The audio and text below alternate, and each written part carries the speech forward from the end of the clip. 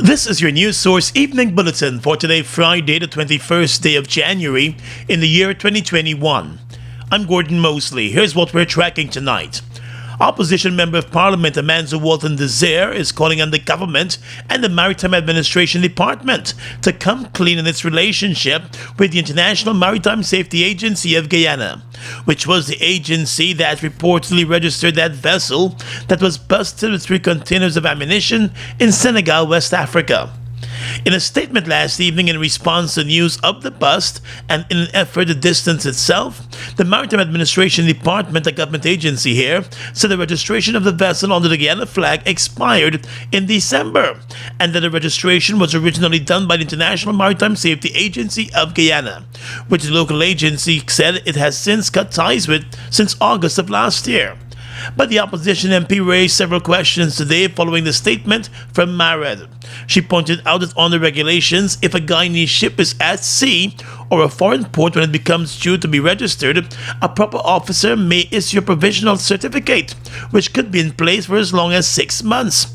She said it is therefore disrespectful to the people of Guyana for the government to issue a release, which suggests that the expiration of the vessel's registration 1 month ago somehow absolves the administration and renders the vessel of no concern to Guyana. In relation to Mared and the international agency which has been registering the vessels for Guyana, the Member of Parliament pointed out that Mared first entered into an agreement with the Indian-based agency in February of last year and dispatched letters to international organizations informing them of that decision in May last year. In November last year, the international agency was still informing other organizations of its role as representative for the Guyana Maritime Administration Department. This comes even as the department claims the agreement was severed in August. But under the agreement between Marit and the international agency, there is a required notice period of 12 months by either party for withdrawal of the authorization. The Member of Parliament said, therefore, if one wants to believe that Mared entered the agreement in August last year, the agreement actually remains in place for 12 months, ending in August of this year. Walton Desir said the government should now make the termination agreement public and any corresponding notice to international agencies. Additionally, she also wants the government to make public the registration information of all vessels flying the Guyana flag under the so-called Guyana International Ship Registry being administered by that international agency. The MP, who is also an attorney at law, said the implications of the situation are dire to Guyana and the government must come clean. More news coming up in just a moment. What is fiber? Think exceptional. GTT Fiber is an advanced high-speed internet product that delivers broadband via fiber optic cables with download speeds of up to 150 megabits per second. It means your internet is faster, and GTT Fiber comes with the added coverage of our Plume HomePass Wi-Fi system. Plume extends your Wi-Fi signal to ensure that you have the best experience in every corner of your home with Wi-Fi everywhere. Upgrade to GTT Fiber today and don't get left behind tomorrow.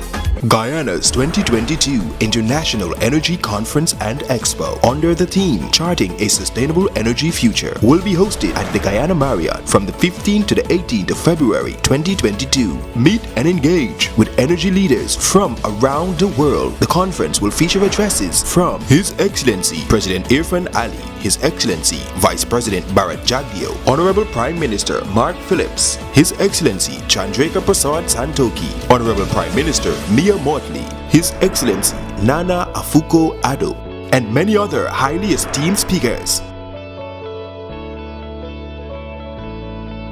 Charting a Sustainable Energy Future, Guyana's 2022 International Energy Conference and Expo.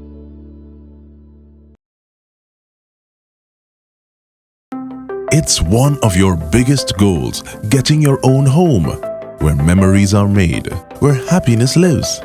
You may feel that home ownership or renovation is beyond your reach, but we at Republic want you to know that there's always a way. Ask us about our suite of mortgages. Let's help make your housing wishes come true. Or advise on how the equity in your existing home can finance other dreams and goals. Call or go online to learn more. Mobil Delvac and all other mobile lubricants are distributed by Sol Guyana Inc. Mobile Delvac and all other mobile lubricants are distributed by Salt Guyana Inc. Mom, what are you doing with GPL on your list? Child, you forgot I have to pay GPL? You got time with GPL? I have to keep these lights on. The customers who think in that manner and refuse to honor their obligation to GPL are obviously not playing their part in ensuring quality service delivery. So, I will continue to pay my GPL bill on time, every time. I recognize the value of your point, Mom. You were right.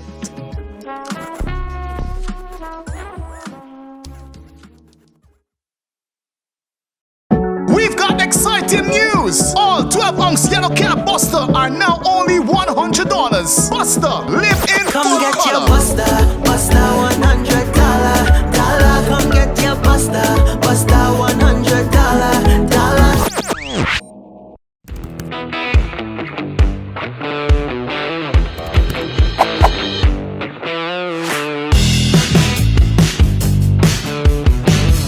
Senior Minister of Finance Dr. Ashley Singh has announced that budget day for this year will be next Wednesday, the 26th of January. In a statement, the Ministry of Finance said the minister had been over the last several months meeting and consulting with various stakeholders, including government ministries, the private sector, and other agencies as preparations continued for the new budget. The ministry said this budget is expected to comprise a number of critical developmental programs and projects, which will catapult government's agenda and take the country forward. It will also be a continuation of the fast-paced development path, which served to be of benefit to citizens all across the country since the government took office in August of 2020, the statement said. This year's budget is the third budget to be presented by the PP Civic Administration and the second one for the Minister responsible for Finance, Dr. Ashley Singh, who has been serving as a senior minister in the Office of the President with responsibility for finance since November of 2020. The 2021 budget presented in February last year under the theme A Path to Recovery, Economic Dynamism and Resilience included funding for the construction of various housing schemes and expansion of existing ones, investment in the revitalization of the country's sugar industry programs in partnership with the private sector and other stakeholders. Additionally, the 2021 budget provided for large injections into the healthcare sector as the country was dealing with COVID-19. While declaring that Guyana needs a people-centered budget this year that will take into account the current economic issues facing the country, leader of the PNC Reform, Aubrey Norton, today expressed concern that the main opposition APNU-AFC coalition, which represents almost half of the population, was not invited to make any submissions for the ongoing budget consultations. Mr. Norton believes that the opposition should have been given a seat at the table to make its proposals ahead of select groups, which were invited for the consultations. In this fractured society of ours, participatory budgeting, in which citizens are involved in the process of deciding how public money is spent, should become an integral part of budget reform in Guyana. It is futile to think that nearly half of the population can be repeatedly ignored without it leading to dysfunctional development at best. The PNC is hoping that its suggestions can be taken on board. Those suggestions include an increase in the income tax threshold and changes in the income tax law to ensure that the minimum wage is never taxed and restructuring of the income tax rates. The PNCR is adamant that this third budget must impact the people directly, tangibly, and beneficially. We are pointing to the urgent pressing problems that are faced by especially ordinary Guyanese. Problems such as the frequent blackouts, something which the coalition government had brought under control. Mr. Norton is also hoping that the budget sets a platform for job and business creation, explaining that the lack of economic freedom remains a concern. In this regard, there is the need to establish small industrial sites in certain depressed communities to cater for labor-absorbing business ventures.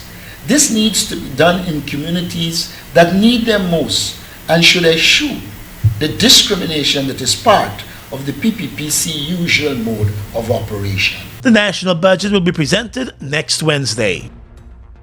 Health authorities are seeing scores of persons who recovered from COVID-19 turning up with other health complications weeks after their COVID-19 recovery. That's according to the Minister of Health, Dr. Frank Anthony. Dr. Anthony today said long COVID seems to be more prevalent now with the Omicron variant, although it existed with the other variants. The variant was predominantly infecting the lung, so persons were having difficulty breathing even after they would have left the hospital. So they were cleared from COVID, they didn't have any other complications, but they still had some difficulty breathing, especially if they tried to walk up steps or do something, do some physical exercise.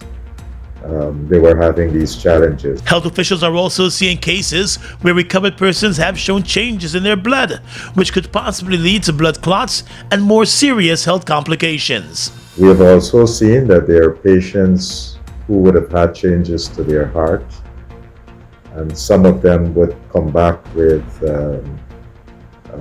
fast beat in the heart or palpitations. Some of them would have breathing problems, and that's as a result of the heart beating too fast. Others would have chest pains, severe chest pains that mimic myocardial infarction or a heart attack. And persons have also reported feeling anxious and depressed after their COVID-19 recovery, while there are others who are complaining about speech disruptions and altered speaking patterns. Persons who never had diabetes, post-COVID, some of them can exhibit the symptoms of diabetes. Others who have had diabetes, post-COVID, they can have some challenges controlling their blood sugar. There have also been cases of hair loss and other issues that affect various organs in the body, including in children. Leader of the People's National Congress Reform, Aubrey Norton, is set to meet soon with former President David Granger, Opposition Leader Joe Harmon, AFC Leader Kemraj Ramjatan, and David Patterson, who is the General Secretary of the AFC. News sources learned that the meeting will examine a number of issues related to the APNU-AFC representation in the National Assembly. The People's National Congress is the largest party in the coalition, and its executive wants the party leader Aubrey Norton to be made a member of Parliament and take over the position of opposition leader, which is currently being held by Joe Harmon. Former PNC leader David Granger currently sits as chairman of the APNU and the representative of the coalition's elections list, which allows him to appoint and recall members of parliament. With Mr. Granger bowing out of active politics, it is expected that the meeting will also examine the chairmanship of the APNU, as well as Mr. Granger possibly resigning as the representative of the list. Sources close to the former PNC leader told News Source that based on conversations with him, it appears as though Mr. Granger is ready to move on from the positions of APNU chairman and list representative. It is unclear whether the Constitution allows for a new representative of the list to be appointed outside of the deputy representative. If Mr. Granger decides to step away from the position, then it is likely that a deputy representative will move up and become the representative of the list. The leader of the Alliance for Change, Kemraj Ramjatan, is the current deputy list representative.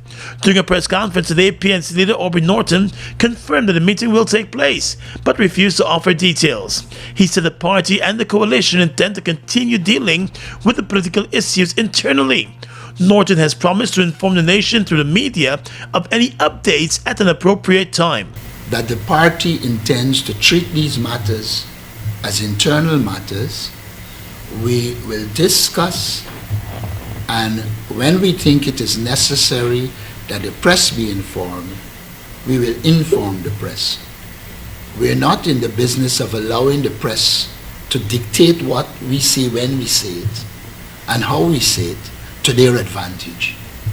We want to be able to engage the press in a proper way and to, at the right time, give the information that the public should have. The PNC leader dodged several questions on the situation today, making it clear that the parties intend to address the issues internally. Well, hours before Brazilian President Jair Bolsonaro was scheduled to arrive in Guyana for an official one-day visit today, the visit was cancelled after he learned of the death of his mother. President Irfanali has expressed his deep regret and has offered his condolences to his Brazilian counterpart. President Irfanali, along with the Brazilian president and the Surinamese president Chantan Toki, met in Paramaribo, Suriname yesterday for a working lunch, where they discussed a wide range of issues, particularly energy cooperation. The three South American nations are all oil producers. In addition to oil and gas, Guyana and Brazil were set to discuss expanding opportunities in the other non-oil natural resources sectors, such as bauxite, which President Ali has long said will create an opportunity for a direct link to northern Brazil and further afield. The last Brazilian president to visit Guyana was Lula da Silva in 2007. Guyana and Brazil have shared strong security and other relations over the years, with Brazil at one point signaling its support for Guyana in the border matter with Venezuela. Guyana and Brazil established diplomatic ties way back in 1968. A Dominican Republic man who was no stranger to law enforcement in Guyana is expected to spend the next year and 6 months behind bars after he admitted to trafficking 36 pounds of marijuana that was destined for Barbados. The man, Freddy Diaz Cabrera, along with his alleged accomplices Eustace Rodriguez and Epiphany McLennan, all appeared before Magistrate Cheryl Isaacs Marcus today. According to the charge sheet on the 19th of January, Cabrera and McLennan attempted to traffic more than 30 pounds of marijuana on a foreign vessel at the GNIC wharf.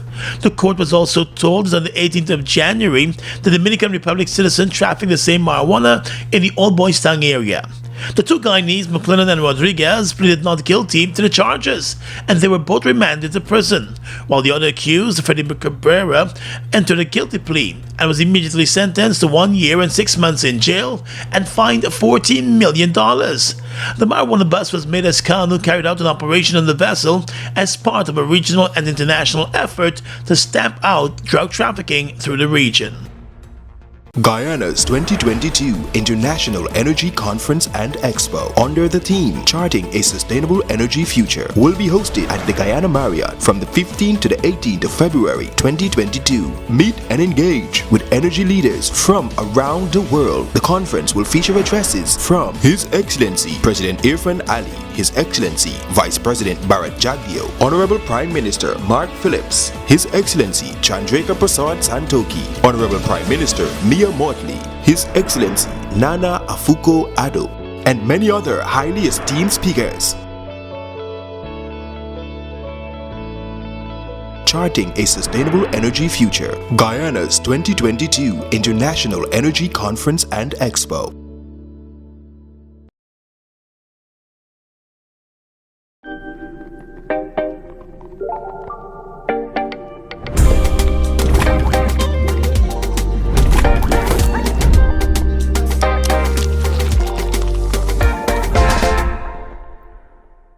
Sonia, you think people easy? People just really want to do their own thing. Look across the road how we building the house low. The building code say you're supposed to be 2 feet off the ground. And when the place flood, them just be the first to complain. But you know sometimes we that just contribute to the flooding with we behavior. You know, boy, we just throw things in the drains and canals. We don't keep the gutters clean and dispose of garbage properly. By the way, you got an emergency kit? Yeah, Sonia, I got me own and it got drinking water, army medicines, and say things like band-aids, iodine, bandages. And me own got in toothpaste, a change of underwear and clothing, toilet paper and soap. Guyana, our country, our responsibility.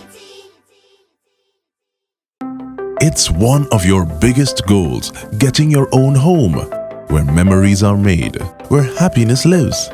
You may feel that home ownership or renovation is beyond your reach, but we at Republic want you to know that there's always a way. Ask us about our suite of mortgages. Let's help make your housing wishes come true. Or advise on how the equity in your existing home can finance other dreams and goals. Call or go online to learn more. We've got exciting news! All 12-ounce yellow cab Buster are now only $100. Buster, live in Come full get color. your Buster, Buster $100. Come get your Buster, Buster $100. How fast is fiber? Think fast. GTT Fiber has 3 packages with download speeds of 50, 100, and 150 megabits per second. That's fast enough to stream movies and music, to chat with Gran and Fran, to study, and more. What would you do? Upgrade to GTT Fiber today and don't get left behind tomorrow. Fuel it up and drive, Super 95. Tune up. Fuel it up and drive, Super 95. Tune up. Protect your fuel system, boy.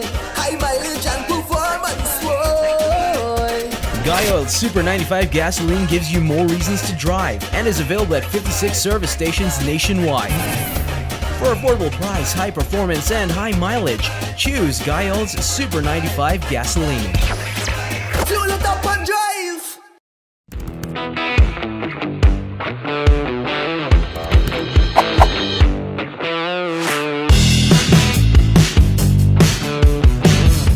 Across the region tonight, re-elected Prime Minister of Barbados Mia Mottley said she will be spending this weekend fine-tuning a new cabinet. Mottley and Dale Marshall became the first political leader and Attorney General, respectively, to be sworn in taking the country's new oath, which had only been done in a ceremonial context at National Heroes Square when the country became a republic on the 30th of November last year. The Prime Minister and the Attorney General were sworn into their positions by the President of Barbados, Dame Sandra Mason. Mottley, who led the Barbados Labour Party to a resounding back-to-back 30-0 win at the polls yesterday, said she would take over responsibilities for the Ministry of Health over the next few days until her new cabinet is revealed on Monday. She said between today and Monday she will put her mind to forming a team of innovative thinkers to comprise the new cabinet. Yesterday's swearing-in ceremony was attended by Leader of Government Business in the House of Assembly, Cynthia Bradshaw, the General Secretary of the party, Jerome Walcott, and the General Secretary of the Barbados Workers' Union, Tony Moore, and a handful of constituents. One police officer was injured and police faced gunfire during a night of civil unrest over COVID-19 restrictions in Guadeloupe, a French overseas territory in the Caribbean, the island's local authority announced today. Shops were vandalized and there were attempted robberies during the unrest focused on Guadeloupe's largest urban center. Police moved in at dawn to clear blockages set up by the protesters. An 8 p.m. to 5 a.m. curfew has been enforced since the 10th of January in Guadeloupe, where the vaccination rate is much lower than in mainland France, as the island grapples with a new wave of the pandemic fueled by the Omicron variant. Similar restrictive measures triggered violent protests last month in Guadeloupe and also in Martinique, another French overseas territory in the Caribbean. The curbs in Guadeloupe are in contrast to mainland France, where the Prime Minister has announced a loosening of COVID curbs next month, despite the number of daily new infections being at a record level. And finally tonight, international news. Russia's foreign minister and his U.S. counterpart have held what they called frank talks to try to reduce the chance of a wider conflict in Ukraine. Sergei Lavrov, the foreign minister of Russia, repeated denials that a huge Russian force assembled near Ukraine's borders would be used to invade Ukraine. The U.S. Secretary of State Antony Blinken said America would respond severely to any invasion. Pro-Russian rebels control large parts of eastern Ukraine since the ferocious war erupted nearly 8 years ago, according to the BBC. The US and its allies have threatened new sanctions if the Russian military takes action. Some 14,000 people were killed and at least 2 million fled their homes before fragile peace agreements were brokered 8 years ago during that war. Washington is expected to put its position in writing next week, and then further discussions will be held. With an estimated 100,000 Russian troops deployed near Ukraine, the president of Russia, Vladimir Putin, has issued demands to the West, which he says concern Russia's security, including that Ukraine be stopped from joining NATO. And that's your News Source Evening Bulletin for tonight and this week. I'm Gordon Mosley reporting and encouraging you to stay safe.